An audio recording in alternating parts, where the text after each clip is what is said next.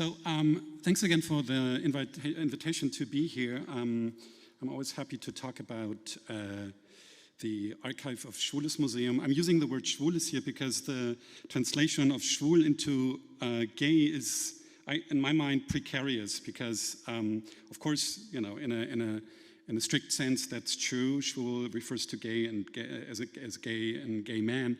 However, the term Schwul has also, those of you who have a knowledge of German will know, that is linked to discrimination, oppression, to a history of persecution, etc., etc. So, and shame and stigma. And I'm mentioning this because I think that also when we talk about queer in the German context, there are sometimes problems with the transfer of queer from an Anglo-Saxon context to the German context. So, and you know, as much as I embrace the inclusiveness of queer for sure, and I think that's, you know, absolute imperative.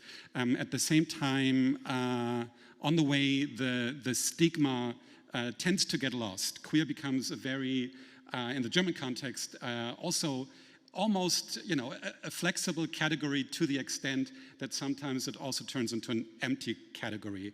And that's a longer discussion, of course, you know, and again, it's not a plea against the use of queer, quite the opposite, but it's also a reminder that the term schwul has a certain importance in these debates. And that's, of course, these are, of course, also debates around Schwules Museum, because for a while we have been thinking about renaming Schwules Museum into Queer Museum, which will probably happen. It hasn't happened yet, but that's an ongoing discussion here. When I was invited to this, to give this presentation here, I was thinking about talking a little bit more about the history of Schwules Museum when it was founded in the 1980s.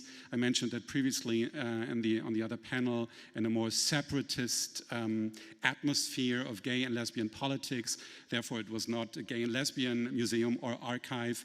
But I decided to focus a little bit more on specific questions, as they're mentioned here in the title, namely trauma and queer memory, and how they, in my mind, structure our place, the place that I work at. All right. More than 30 years ago, critic and art historian Douglas Crimp proclaimed, quote, "No one wants to talk about AIDS." Though the reasons for this might differ significantly, on the one hand, there was in the US context, as we know, the ignorance of the Reagan administration, which didn't address the issue of HIV, or actually, you know, use the term HIV and AIDS publicly until the late 1980s. There was also the attempt of repressing AIDS by the gay community itself, the wish to overcome the stigma associated with it, that led to a new politics of normalcy and assimilation under the condition that sexuality becomes once again privatized.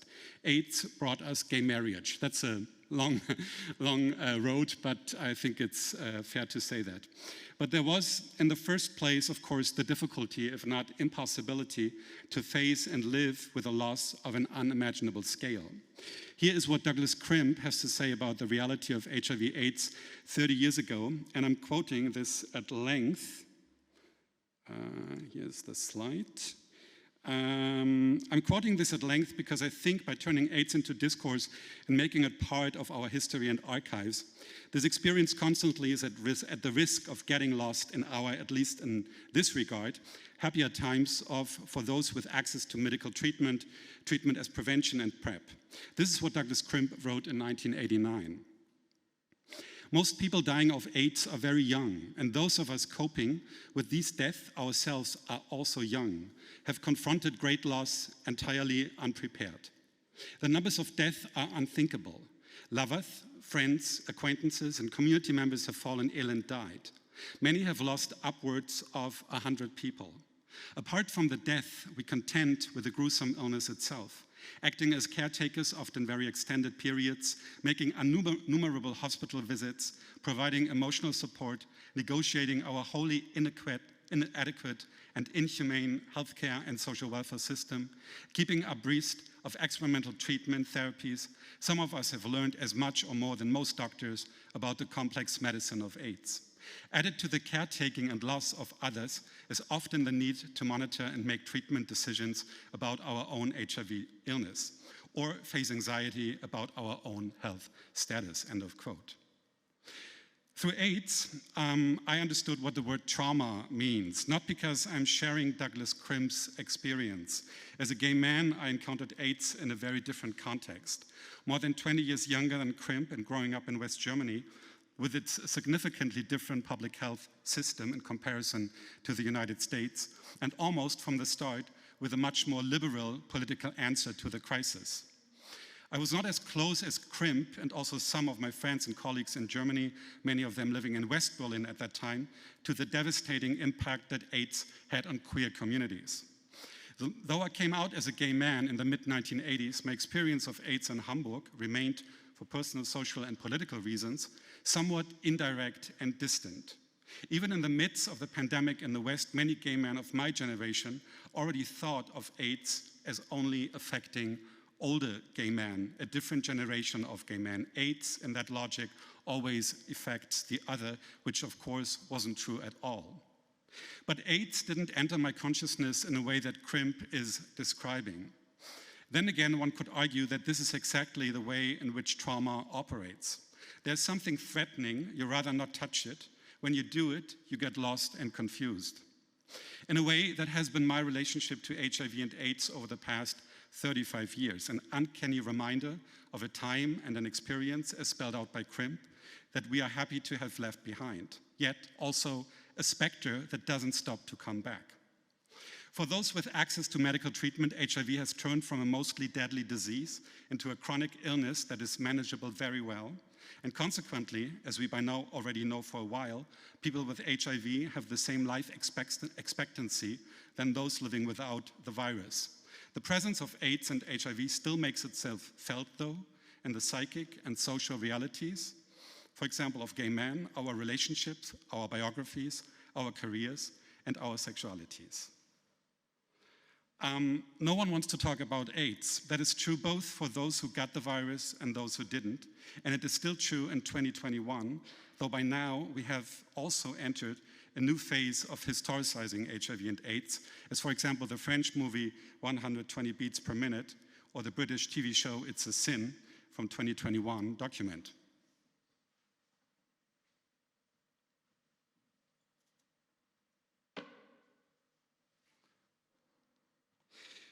In this talk, I don't want to pursue the question of how this new culture of remembering AIDS made possible through the temporal distance to the 1980s and 1990s, and also aiming at making the HIV/AIDS crisis accessible to a younger generation works in detail. For example, with its emphasis, as we can see already in the pictures here, on youth, the vitalizing force of activism, the merging of party life and politics. To give a close reading of these newer forms of historiography within the realm of popular culture, that would be another project. Here I want to follow the question of how the event of HIV/AIDS mattered for the foundation of queer archives and the forms of knowledge they store and make accessible.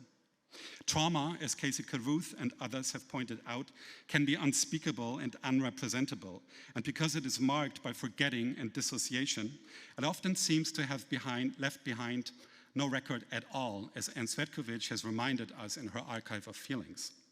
In that sense, trauma also names a more general condition of the emergence of gay and queer archives, as Douglas Crimp tells us. Unless other oppressed groups, we gay people do not acquire our culture as a birthright. We have to create it after we find our way out of the hostile environments we grow up in, often including our own families. In this talk, I want to show how HIV/AIDS as trauma challenges our understanding of what constitutes an archive, while at the same time giving us an idea about what makes an archive queer, and how a certain understanding of queer as knowledge and activism until today is closely bound to HIV/AIDS. Without HIV/AIDS, there would not be queer in a historical sense, and I will come back to this connection towards the end of my talk.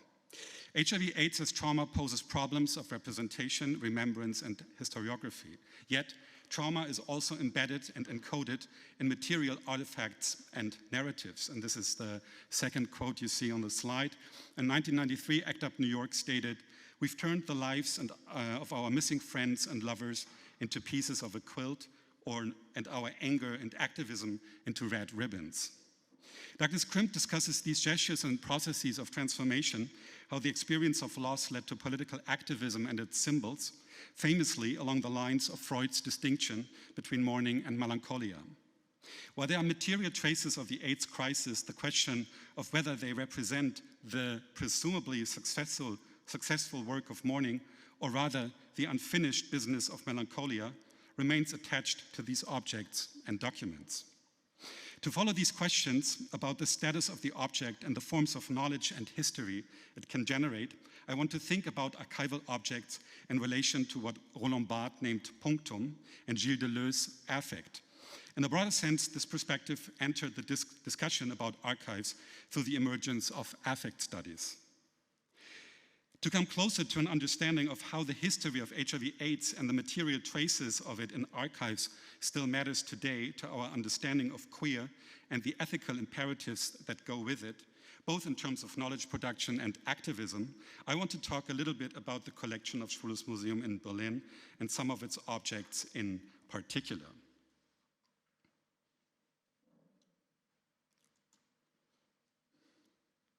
I want to begin by giving you a brief overview of the types of AIDS materials collected at Schwules Museum. Some of them are also part of the current exhibition, and you see that slide for the exhibition here. It's still running until February 22. I think one must distinguish between three different types of objects and their different contexts within the exhibition. So I take this exhibition as kind of paradigmatic or an articulation of what we have in the archive. It's an archival exhibition which almost exclusively draws on the holdings in our archive. So first of all, we have individual objects, often artworks. Here in this case, we see an AIDS confessional box by Swiss AIDS activist Michel Meyer. Michel Meyer was one of the first to stress and to fight for the visibility of women in the fight against HIV/AIDS.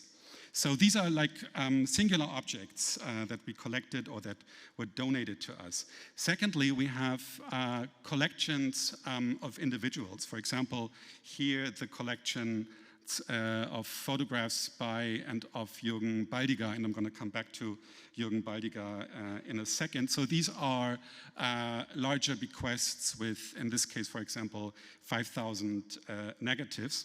Or we have collections from organizations and institutions like national or regional AIDS organizations, and they include information brochures, stickers, as you can see here in the slide, official documents and correspondences. Most of these collections, like 80% of the holdings of the archive of Schwules Museum, have not been cataloged yet. There are, of course, other important collections of AIDS materials beyond Schwules Museum, and I just want to point out this website here to you, aidsarchive.net, which is a website that gives you information of several AIDS archives in the German-speaking world, including, for example, at Humboldt University, Berlin, but also many others. Okay, so the question of archiving AIDS, and this goes a little bit towards the discussion that you already brought up, here goes to the notion of the archive. In what a strict sense we understand the archive as being in one location, or the archive being a network of a broader collection of archives, and this is what I'm referring to here. So when I'm thinking of archiving AIDS, I'm not thinking of it in terms of a single collection necessarily, but rather as a network of collections and archives.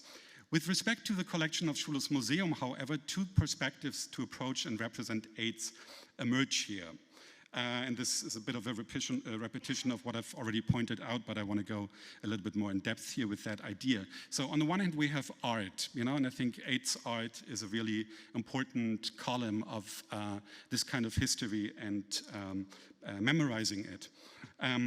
For example, we have photographic and artistic examinations of HIV/AIDS. Showing AIDS has always been a question of the politics of representation. From the very start, the representation of AIDS was structured by forms of scandalization, the damaged, stigmatized body of the AIDS celebrity Rock Hudson or Freddie Mercury on the one hand, and the avoidance to make it visible at all on the other, for example, through an ideology of fitness and gay pornography that dominated the 1980s and 1990s. Giving these two poles of hypervisibility and invisibility, representing AIDS became a challenge. What could it mean under these circumstances to give AIDS a face? And that's a very important gesture or a strategy and project, both back in the 1980s and also today, also part of the exhibition showing at Schules Museum at the moment. So to give AIDS a face under these circumstances, yet to not repeat the ideologically framed gaze on the body with HIV, and also to find aesthetic expression for experiences of loss and death. This was the project of artists, for example, like Derek Jarman or Felix Gonzalez Torres. The second form of representation, besides art, are the other materials, and that's something we've already heard today about the archive in Duisburg, for example. So HIV/AIDS as a theme, a topic of a social movement. And what you can do with this material is obviously you can reconstruct the dynamics of the discourses on AIDS, what issue came up at what time, with what force. 5? Oh God. Okay, I'm going to speed up here a little bit. So yes, so this is that's, so to speak, the second column of our AIDS collection. Let me talk a little bit about Punctum and Studium. So the case I want to make here, and I'm going to make this much more brief than I intended to, is that in my understanding, maybe I just show you this. This is from the protest march of the Homosexuelle Aktion West Berlin 50 years ago in 1971. So a typical image of social movement. And on the other hand, we have a picture like this one by Jürgen Baldiger. This is drag queen Melita Sundström, who was part of the drag queen scene in West Berlin in the Schwutz around that time. Or we also have a self-portraiture of Jürgen Baldiger here in this case. I want to say a few things about the distinction between Studium and Punctum that we find in Roland Barthes. What he named Studium is the recognizable information that a photograph has to offer, the geographical, social, and economic reality that becomes visible with it. The photographic image is conditioned by these structures. The photograph provides visibility and evidence for the existence of the social and economic dimension of reality, which is preserved in the picture.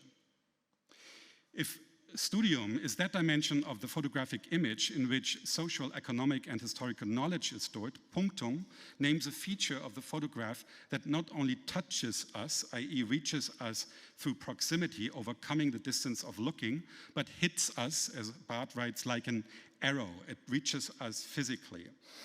The punctum, to stay with the language of Barthes, causes an opening or a wound.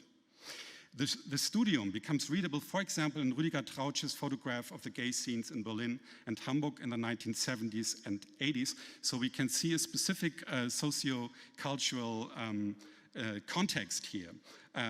We can study, their actions, but we can also study their haircuts, their clothes, their body language, and they can be identified as part of a specific youth or counterculture.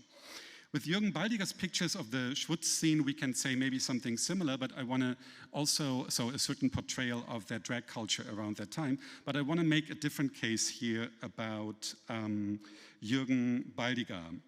How much more minutes do I have?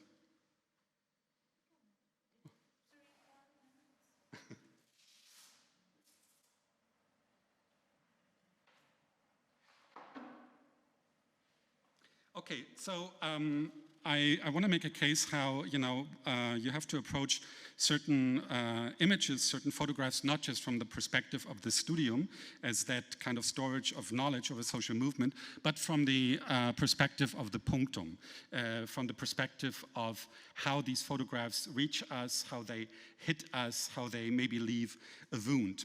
And this, of course, goes to the discussion about affects that we have had in archival studies over the past 20 years. And I just want to mention two authors here. I already mentioned Anne Cvetkovic with her Archive of Feelings, but also Tim Dean with his Porn Archives. And both are like approaches that try to think about what it means to archive affects and how we can think of affects as a different form of knowledge, but a different form of knowledge that also requires a different method of dealing with archival material.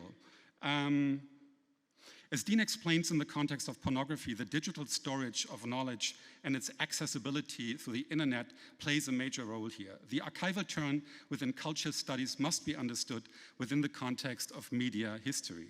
Against the background of the digital storage of data, archives can be continually produced anew and rearranged in various ways. I want to take the current situation of the status of the archive as a technology of knowledge linked to the material conditions of media culture as a point of departure for discussing a different approach, beyond the archive as a system of knowledge as studium in Barth's language. The flexibility of the term archive implies the possibility of a different understanding of the archive as a less stable structure that binds objects to knowledge and that has also new and unforeseen forms of knowledge to offer.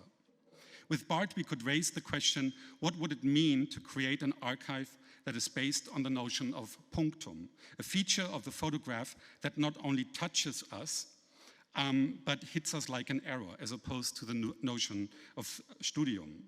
In the context of queer archive studies, this question has also been pursued as one of affects or feelings. I understand Barth here as a representative of affect studies avant la lettre. Over the past 2 decades, affect, emotion, or feeling have been increasingly discussed within cultural studies, prominently by Anne Cvetkovic, who examined the contribution of lesbian women to the ACT UP movement in the United States. Turning to affect for Cvetkovic initially meant to look at other objects and practices. In her book, Cvetkovic considers the affective value of everyday objects. She acknowledges the significance of crafts, such as knitting, that otherwise would not be worthy of remembering. She's interested in the ways in which a queer world manifests itself in presumably insignificant activities and ephemeral phenomena beyond more conventional understandings of culture, history, and politics. This extension of the cultural archive, as promoted by Cvetkovic, however, is also bound to another idea of knowledge. The reason to archive an object for Cvetkovic is not necessarily the informational value of an object, data that would fit into a given model of knowledge, for example, a photograph that gives evidence of a historical event, but instead a feeling. A feeling is a funny, or we might say a queer, motivation to archive something. How can we conceive of the immaterial character of a feeling as part of the practice of archiving? And we already heard a little bit about that in your talk. Can we also archive feelings? In which ways do they surround material things? How are they attached to them? Are feelings contained within objects? Pursuing these questions is an intellectual, a practical, and a political challenge.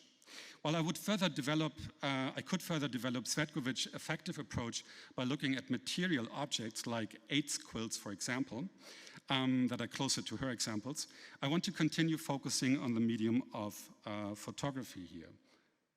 Okay, I'm coming slowly to my end.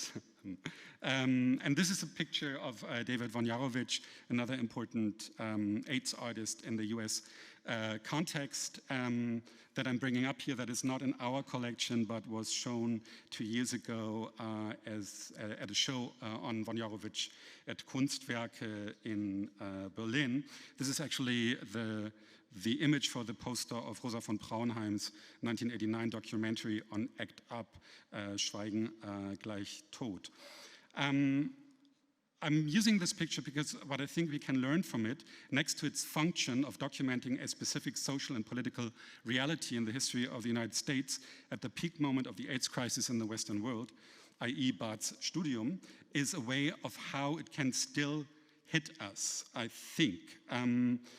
What is being stored and collected with von Jarowicz's photography for me, next to its historical meaning as a document, is also an affect. While this statement might not be especially astonishing at first sight, the politics of anger, for example, were of course crucial for ACT UP, for the feminist movement, and they are for Black Lives Matter. It is epistemologically, in fact, quite complicated, because how, in this case, could we imagine the relationship between affect, anger, and the material, the photograph, and archiving? How is it embedded in the material? Can we store anger? Is, again, I'm repeating the question, a queer archive simultaneously an archive of feelings? I'm going to skip my part on Gilles Deleuze. Maybe we can come back to that in the discussion, and going to end with some thoughts on the Punctum and Roland Barthes and Schwules Museum. These images of von Jarowicz and Baldiger exceed an understanding of the photograph as a document of a historical reality. We can call them art because they have the potential to reach us effectively, to hit us by means of their aesthetic forms. I want to end my talk by asking the question, what could it mean to acknowledge this affective and aesthetic dimension of the photographic image, the punctum as opposed to the studium, not only as a side effect of archival work, yes, photographs not only contain information, they also move us, but rather to make this affective dimension of our relation to images part of the archival work. Queer feminist and post-colonial approaches in particular have stressed the affective dimension of the archive. Tim Dean, for example, states, archives do not only contain information, but also affect. And Svetkovic, Heather Love, and Lauren Bolland showed that the often ephemeral character of LGBTQI history is precisely made of feelings and affects, experiences and memories that have not yet been translated into accessible knowledge or official history. Works of art are built around this potential of material objects and images.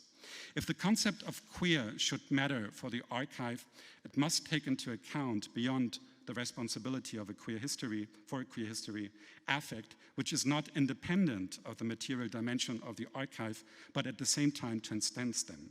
Things must be stored and cataloged in order to be made accessible. At the same time, affects cannot be stored and accessed in the same way as historical data that constitute the meaning of an image, a photograph, for example, and that can be placed within the system of the archive. Affects traverse systems of knowledge and build new connections. For example, connections between different generations of queer people and their life worlds, between the AIDS crisis of the 1980s and our present, or perhaps between different groups of queer people. Through archives of feelings, new constellations are being made possible. This could be realized in the form of a new artistic creation, a form of artistic research in the archive, or, for example, through an exhibition. With Friedrich Nietzsche, we could say affects prevent historical, it's really one paragraph, yep, sorry. With Friedrich Nietzsche, we could say affects prevent historical knowledge from becoming monumental or dead, because the indeterminacy and openness of affects is bound to a different temporality. They are not only in the past. With them, it is not the same old that is being reproduced when we look at a picture. Rather, they open the meaning of an object, for example, a photograph, towards a present or a future. Such an understanding of queer has also political implications beyond the archive. It emphasizes not identities, but connections.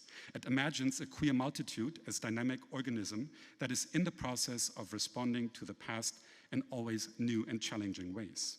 Queer in this sense names a political culture that is both anti-identitarian and also a form of coalition across different interests and positions.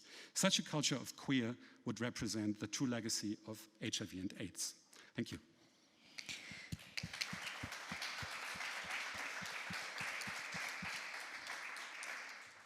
Thank you so much for this inspiring and, again, very rich talk, and sorry to rush you up, but we are running out of time, and I would also like to have a little bit time for discussion. And now I would like to open the floor for questions, particularly for Peter, but also for two panelists.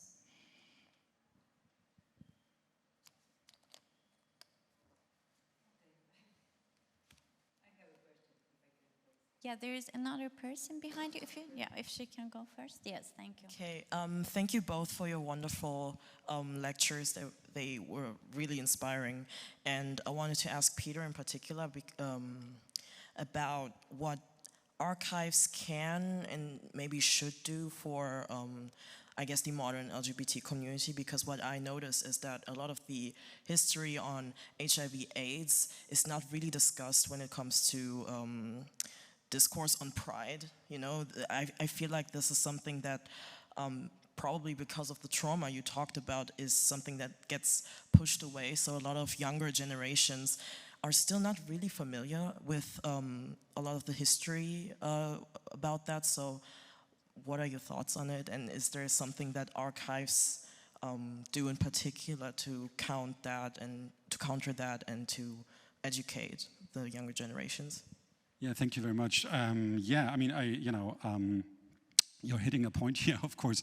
I tried to structure my talk around these, the desire not to talk about HIV and AIDS, and I have to also say that personally, in very different contexts, with communities, groups of people that have been very hard hit by the HIV/AIDS crisis in the West in the 80s and 90s, but also with people that have not, people from a much younger generation.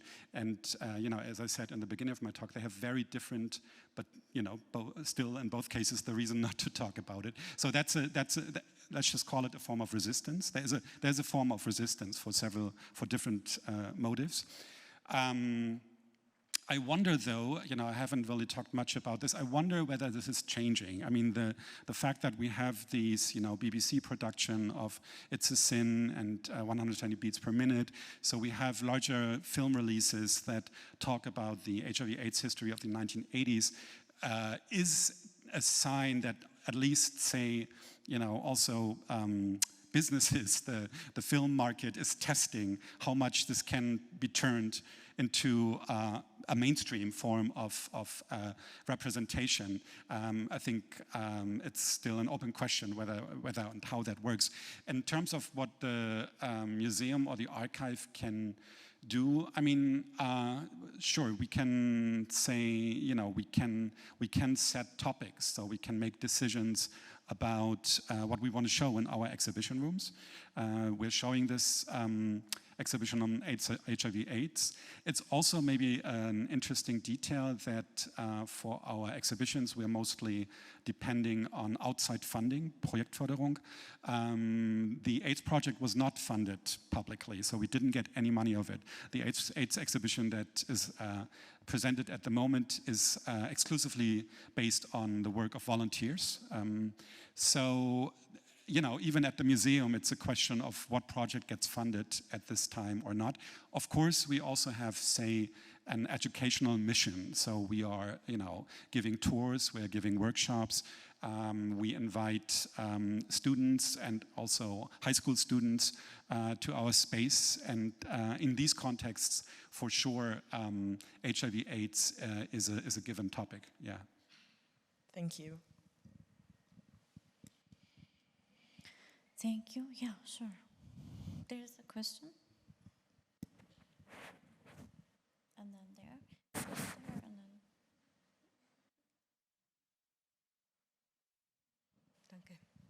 then. Thank you very much. This thesis, Queer and AIDS, I found very interesting, but I have actually a critique.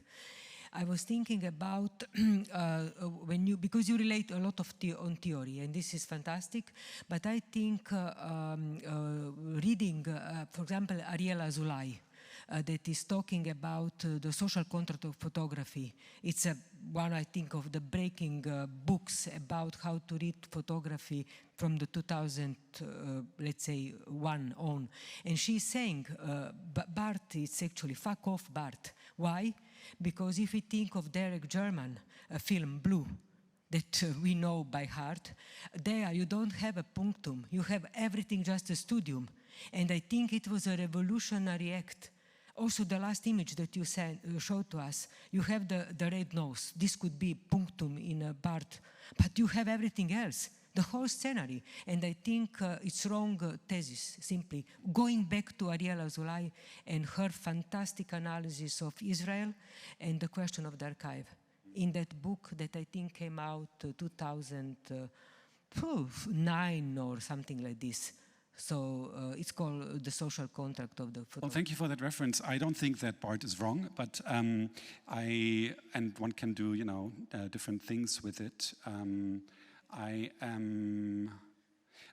The reason I'm quoting Barth here is because I'm also interested in the genealogy of affect studies. Affect studies did not come out of nowhere, and we could go to many authors, of course, including Walter Benjamin and others, to think about the ways in which affect has been theorized. Barth, to me, is, and I have to think about how to look at Blue, Derek Jarman's Blue, with that in mind. That's a tough question. Whether that's a tough question. I wouldn't be quick to say this is just studium. I'm not entirely sure. Sure. No, sure. And you could also make the case and say Barth has something to do with analog photography, That's another discussion to be had. So, of course, one must historicize him, et cetera, et cetera. Still, I think and that's not just a theoretical question, but maybe also a literary question. The way that he talks about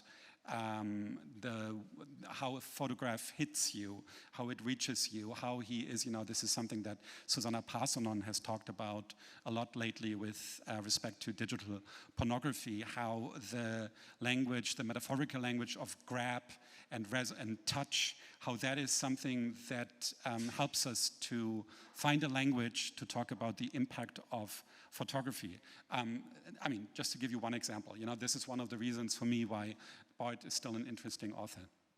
But I'm also appreciating the challenge of not monumentalizing Barth as the one that in the late 70s, transhistorically told us about how photographs function. I get that. I still think for this particular material, it has a validity to work with that.